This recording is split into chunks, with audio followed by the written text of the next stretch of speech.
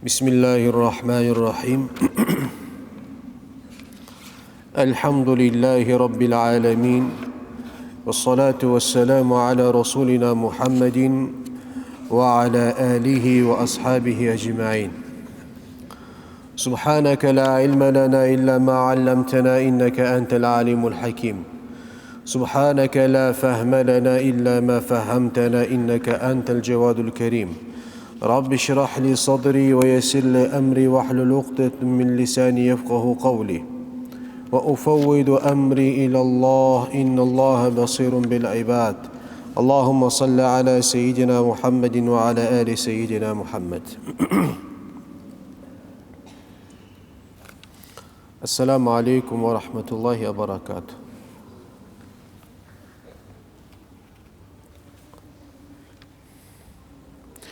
Allahu Subhanahu ve Teala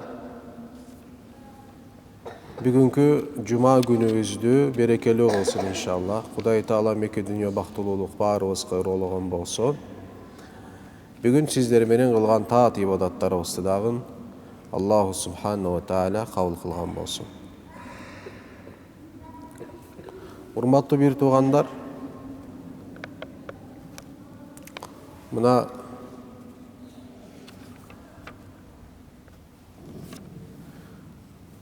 baldarыбыздын мектеби аяктап атат.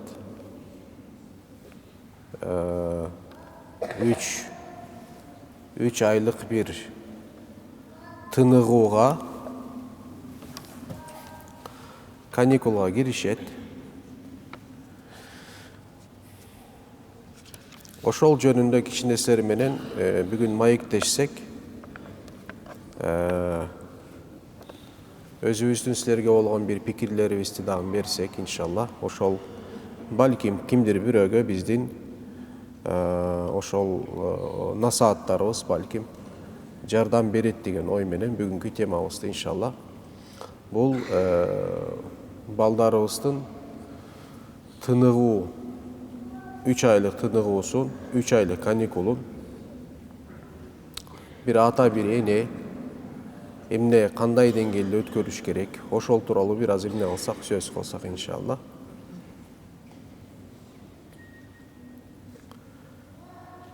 Деги эле маселе мектепке келгенде баарыбыз ошол системадан өткөндүгүбүз үчүн дайыма сентябрь келгенде эле баарыбыз билебиз, балдар сөз түрү мектепке барыш керек.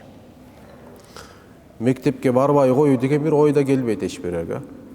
Себеп дегенде эмнеге десек, албетте биринчиден мамлекеттин талабы, экинчиден эмнеге десек, билимдүү болуш керек, окуш керек, окуганды, жазганды, эсептегенди, кыскачасы эмне сабатсыздыгын жоюп, сабаттуу бир бала болуш керек деп дайыма баары ошондой эмне аракет кылат. Азыр ошончолук сабаттуулуктун аркасында чуркап, азымына керек болсо мамлекеттик эмес, жеке мектептерде ачылган. Жеке мектептерде аябай эле кымбат мектептер. Ага карабастан ата-эне күнү түнү иштеп, мисалы мен тааныган инсандар бар. Өзү мен ичпейин, жебейин, кийбейин, бирок балам жакшы мектепте окусун деп ошондой окуткандар толтура мисалы. Ооба. Бар эле ошондой аракет кылат, балдарын окутат. Мектептин жакшы, шаардын жакшы жерлерин тандап окутушат. Туурабы? Аракет кылышат. Анан булардын баары эмнеге кылып атасыңар дегенде айтат, баламдын келечеги жакшы болсун. Баламдын келечеги ачык болсун. Туурабы? Бул жашоодо кор болбой, өзүнүн оокатын өзү таба тургандай деңгээлде болсун. Бар эле ошол эле, башка нерсе эмес го де. Бар эле ошондой.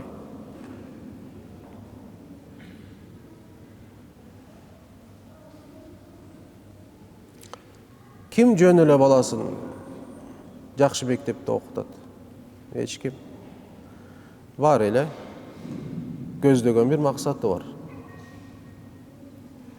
Ооба. Алла Таала ата-энени ошондой жаратыптыр. Ата-энеге ошондой жүрөгүнө мээрим бериптир. Ар бир ата, ар бир эне баласын өзүнөн жакшы болуусун каалайт. Бир да ата, бир да эне жок, бала менден жаман болсун дейсин. Бар ошондой. Я бала мен жаман болсом да сен жакшы бол деп айтат да эми атасы. Бир кышты кылат, туура эмес кылат. Көрдүңбү, мен бул туура эмешти кылып атам. Сен мындай кылба, түшүнүктүү деп баласына акыл үйрөтөт. Бирок өзүнө акыл жетпейт да ошол токтотуугачы. Өзү ошол жаман ишти уланта берет. Ал өзүнө нормалдуу көрөт. Бирок баласына келгенде жок, мен балам мындай болбосун дейт. О тамеки чеккен кайсы бир атанын кайсы бир тамеки чегип жаткан кайсы бир ата өзүнүн баласын өзүнө окшоп тамеки чегүүнү кааласын, ошондой тамеки чеккен адам болсун. Эч ким каалабайт. Арак ичкен тим более каалабайт. Ооба. Жаман жерлерге барган тим более баласы ошондой болосун каалабайт. Бул эмне, кайсы жерден бул ошону бир ойлочу өзүң. Ата, Алла сага берди ошону. Сен эмес, сен вообще андай эмессиң. Эгер сен ошондой адам болсоң, гуманный, тамеки чекпеш керек, арак ичпеш керек, тияка барбаш, мындай кылып, анда башында өзүң аны кылбайт элең да. Башында өзүң ошондон оолак болот элең. Бирок андай эмес. Өзүң батып кеткенсиң, бирок балаң келгенде бутуң колусундурам, мындай сенден көрүп калсам же угуп калсам, кара менден жейсиң дейсиз да. Өзүбүз үлгү болуп атабыз жаман жага. Алдында бул кайдан ошол нерсе? Алладан да, Алладан. Алла сага берди ошону. Атага Алла берди, энеге Алла берди. Ошол мээримди Алла жайгаштырды. Ошол себептен бай кокуй балам ошол балакайым эле жакшы болсун, булар жакшы болсун.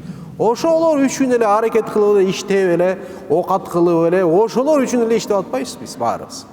Аталар туурабы, туура эмеспи? Кошуласыңар да бул сөзгө. Мен да ошондой, сиз да ошо, баарыбыз ошондойбуз.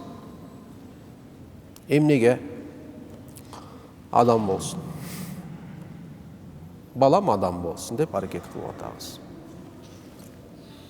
Балам менден жакшыраак болсун. Менден ийгилүүрүктүүрөөк болсун. Мен кийбегенди кийсин.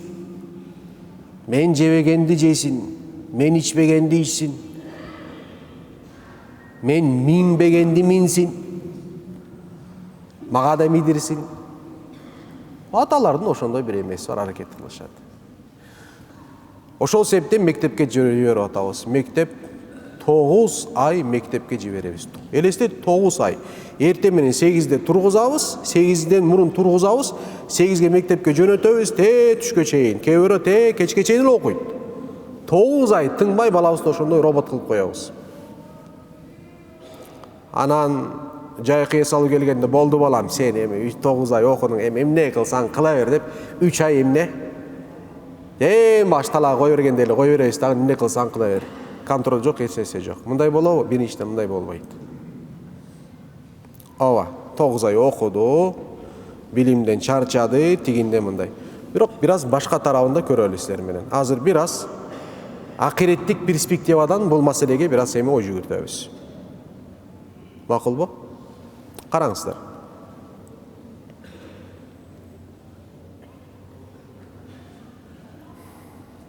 Bir günü Peygamber sallallahu aleyhi ve sellem bir kavur başına keledi.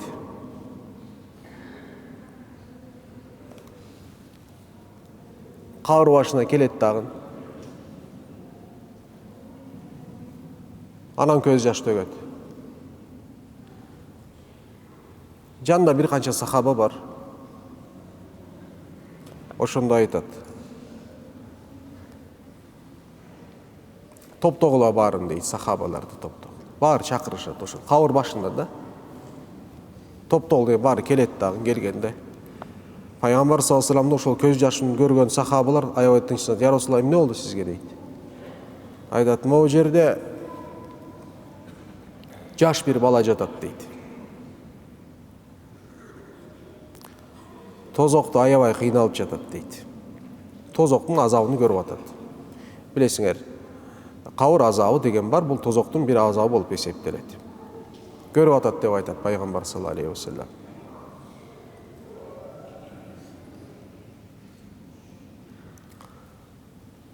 Анан сурайт, бул жаткан жаштын ата энеси барбы деп айтат. Ооба дейт, я Расулалла. bir ulgaygan apасы var deydi. Анда bir çakırıp koysaňızlar gelsin degende apasını çakırat. Apası tayakka, tayaktı karmap alıp akırın basıp kelet eken oşol жерге. Hazreti Peygamber aytат, "Eneke, oşol жерде жаткан bala senikebe" deydi. "Ova ya Rasulullah, meniki" deydi.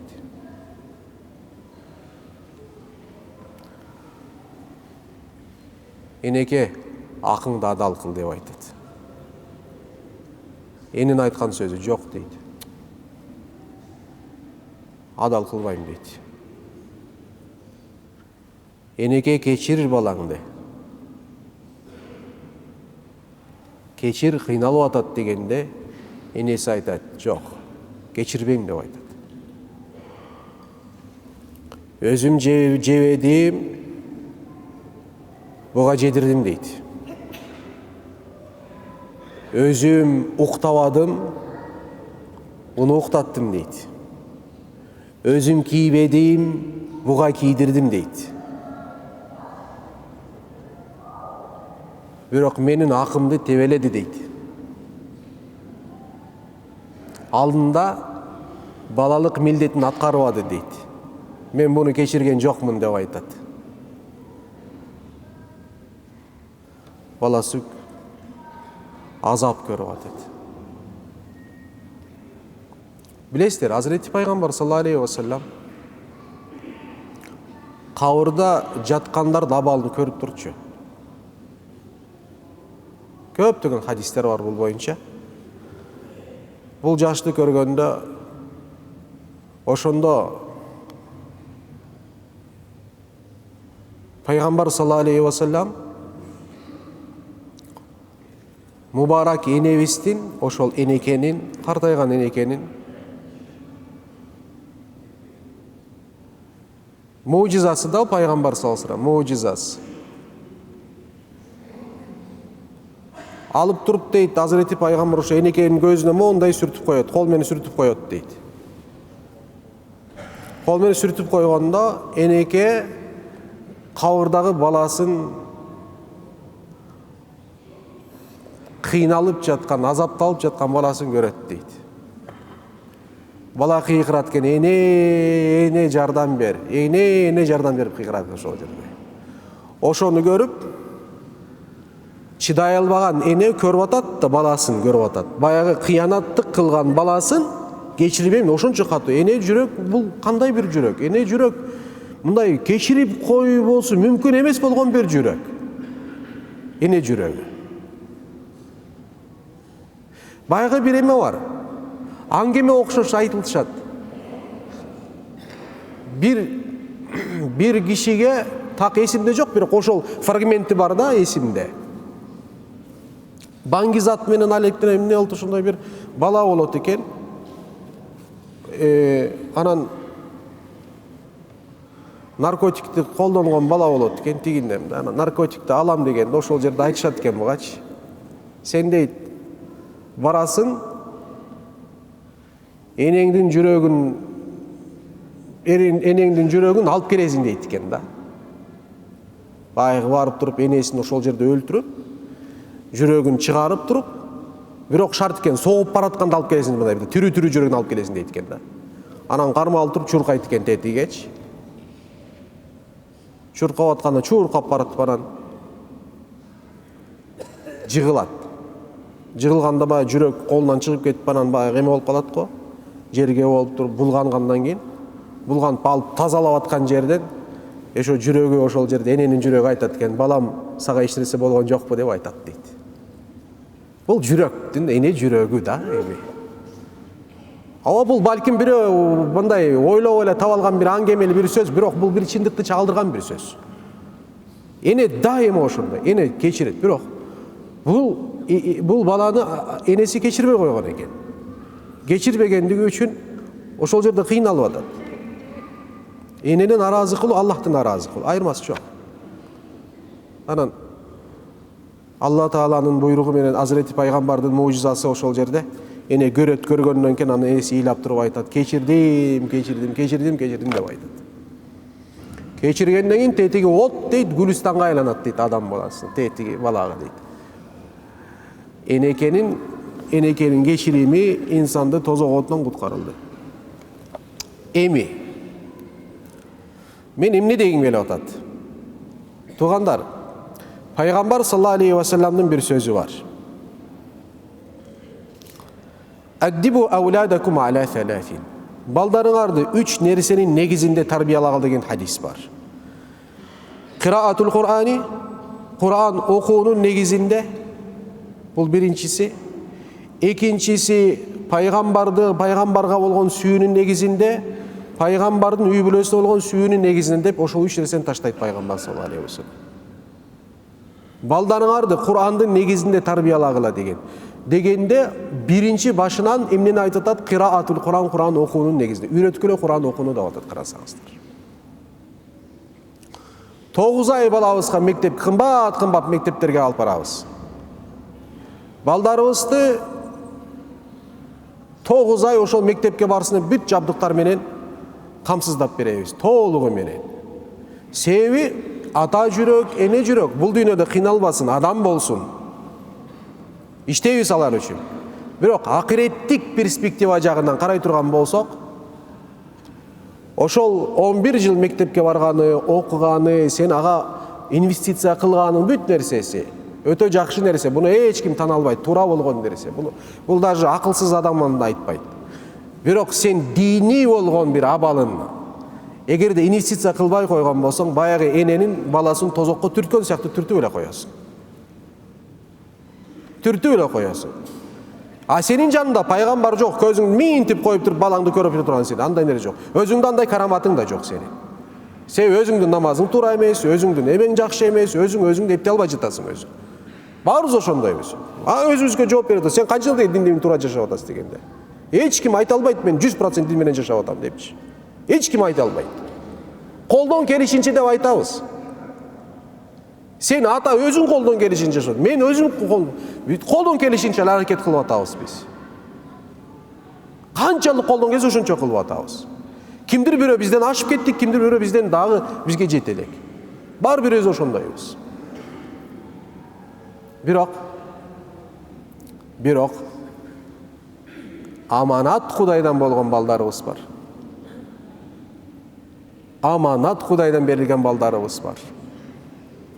Allah subhanahu wa ta'ala Kur'an-ı Kerim'de Ya yuhannas, ey insanlar, Ya yuhallezine amanu, ey iman keltirgenler, Ku enfusakum, özüңөрдү birinci tuzak otundan saktagılı deyil. Öz birinci özüңörдү. Ku enfusakum, özüň canını oyla birinci. Oyla özüңdün canыңды. Batpa günögö. Ku enfusakum. Ku ehlikum, anan jakındarыңды, bala çakаңды, ayalыңды, jakındarыңды. Эмне кыл, сакта, корго деп атат Аллах субханаху ва тааля. Корго. Эмнеден коргойсуң? Наран, тозок отунан коргойсуң дейт. Эмне менен коргойбуз дегенде, Абдулла ибн Аббас бир топ сахабалардын сөзү бар. Дин таалимин берип туруп коргойсуң дейт. Башка түрдү коргой албайсың. Сен балаңа 5 вакыт намазды оку деп буйрук бербестен бурун 5 вакыт намаз жөнүндө маалыматты толук кандуу бериш керексиң. Берүүң да тууганым. Бул өтө маанилүү. Азыркы мусулмандардын көбүнчө ошол ишти кыла албагандыгынан улам жаш балдар Курандан жүзүн буруп атышат. Сүйдүрүп бериш керек динди туугандар. Динди сүйдүрүп беребиз. Коркутуп эч качан бербейбиз. Бала чакага коркутуп бербейбиз. Ооба, коркутуу белгилүү бир исламда бар, шариатта бар. Аллах субханаху ва тааля аятта, Куранда ачсаңар, бир сүйүндүрөт, бир жерде коркутат. Куранда бар ошондой нерсе. Ооба, бирок бала чакага эмес. Өзгөчө динди. Азыр мана жайкы мезгилде сен ата катары, эне катары, сенин милдетиң азыркы жайкы мезгилде балаңды Кур'ан окутулган жерлерге жиберүүң болуп эсептелет. Ошол балаңдын эс алуусу болот. Ошол нерсе балаңдын эс алуусу болуп эсептелет. Ооба. Үстүбүздө бул бир чоң бир жоопкерчилик, туугандар. Эгер де биз азыр кичинекейден баштап туруп din talimine, bularga din talimin berбесек, эртең кеч болуп калат. Эртең кеч болуп калат. 9-7 жашындагы баланы намазга акырын үйрөтпөсөң, 9 жашка, 10 жашка, 12 жашка келген намазга тургузбасаң, 15-16 жашында бамдат намазга такыр эле турбайт. Сен тургузбасаң турбайт. Барасың алдында жалдырайсың. Балам турчу, намаз окучу. Балам турчу, намаз окучу деп эле. Алдында 10 будильник коюп берсең да турбайт. Бирок 7 жашынан тарбияласа, ошол бала келтирип сени тургузат. Атаке, намаз убактысы келип калды деп. Ар бир сөзүбүздө, Расулуллахтын ар бир сөзүндө бизге чоң бир эмнелер бар, дарылар, сырлар бар. Болбосо биз өзүбүздү гана сактайбыз тозоготунан, толук кандуу талимдерге катышабыз, сабактарга катышабыз, дамлалардын сабактарына барабыз, тиякта биякта өзүбүз 12-1ге чейин сухбаттарда болобуз. Үй бүлөбүз эмне болсо болсун. Үйдө саат 12-1де үйгө келебиз, эртең 6-7де чыгып кетебиз. Калган учур балабыз, чакабыз эмне болот дейбиз жок. 1 жыл болот, 2 жыл болот, 3 жыл, 4-5 жыл болот. 10 жылдан кийин сенин балаңы тааныбай каласың балаңды. Башка ой, башка түз, башка режим, сен эмес. Анан тил табыша албай каласың. Тил табыша албай каласың. Ошо кичинекейден баштап туруп, бирок сүйдүрүп, туугандарым сүйдүрүп. Анан дагы бул сабакта чыгат, ошол уюштургандарга, сабак бергендерге, ошол сабакты уюштургандарга бул чыбык кармап, баланы үркүтүп, коркутуп, окутуу заманы бул түгөндү, бул бүттү уже. Бул атам заманында теге келген. Бүттү ал, прошлый век. Азыр балдар кандай берилбейт. Өткөндө бирөө айтат, устаз дейт. Былтыр баламды дейт, сүйүнүп, ошол жаш, 7 жаш, 8 жаш бирөөгө бердим эле. Алып барып туруп ошол балдарды окутат экен. 15-20 күн, 30 күн ушундай. Эми баланын психологиясын бузуп коюптур да. Куран окутам деп ошол устазы карыке баланын психологиясын бузуп коюптур. Ошол карыкелер Куран жаттаса эле болду, Куран үйрөтөт деген жок. Туугандар, азыр ошондой бир убакыт устаз тандагыла, макулбу? Ар бир эле карынын колуна балаңы салып бербе. Бала кичине детский психологияны окуш керек. Сөзсүз түрдө баланы тааныш керек. Кандай болот, эмне болот, кандай мамиле кылат. Мектепке балаңды берүү үчүн дошкольное образование деген нерсе дагы бар. Начальное образование деген нерсе бар. Сен тиги любой эле математика билгендиги алып туруп мугалим кыла албайсың. Ал деген 5 жылдык программадан өтөт. Балдарга кандай биз талим тарбия беребиз депчи. Ошондо бизге ошону үйрөтүшкөн да. Мына азыр эмне себептен азыр мугалимдер сабатсыз болуп атат? Билим жагынан проблема жок. Билим жагынан проблема жок. Билет предметин жакшы эле. Бирок тарбия усулу, ыкмасы жок. Себеп дегенде университетке барганда жалаңа зачеткага акча менен бүтүрүп атышат. Чыныгы мугалимдик эмесин, касиетин ошол же үйрөнө албай жатат булар, чыгара албай жатат. Бул деградация. Мектептин азыркы учурда чоң деградация ошо болуп атат. Талим тарбия эмес, илим билим. Бул эки нерсе бир ажыракыс болгон эки нерсе. Талим, илим билим, талим тарбия бирге жүрбөсө, болбойт бул. Ошон үчүн дини болгон чөйрөдө дагы дини талим тарбия менен алектенген инсандар баланын психологиясын өтө жакшы билиш керек. Үркүтүп коюптур, кыйнап коюптур. Балам Куранды жакшы үйрөнө албады. Быйыл сени Куранга барам десе, жок мен болду, ата мен Куран окум келбейт дейткен болду. Ооба. Мен кээ бир каарыларды тааныйм, өзү окуган учурларда кээ бир каарыларды тааныйм. Азыр кары болуп бүткөндө, карылыкты бүтүрөт. Толук бүтүрдү, дипломду алды, келип атасына ыргытат да дипломду. Бул сеники меники эмес. Мындан кийин өмүр бою Куран окуйм деп чыгып кеткендер бар. Бар? Жок эмес. Андай болбойт. Сүйдүрөбүз. Динди сүйдүрөбүз, пайгамбарды сүйдүрөбүз, Аллахты сүйдүрөбүз, Куранды сүйдүрөбүз. Кандай сүйдүрөбүз? Туура мугалим тандайбыз, туура устаз тандайбыз. Устаздар да мен Куранды билгенде салбай эле, кичине сабатсыздыгын кабыл алып туруп, bir kişiden dağın tarbiyasın emne жақшырту üçün жақшы kitaplerden okup emne kılış gerek? Жақшы bir dengelde baldarga süydürüp Kur'an'da erten sağa kayra izdey turganda emki jay gelgende sen izdey turganda dengelde boluş gereksin sen.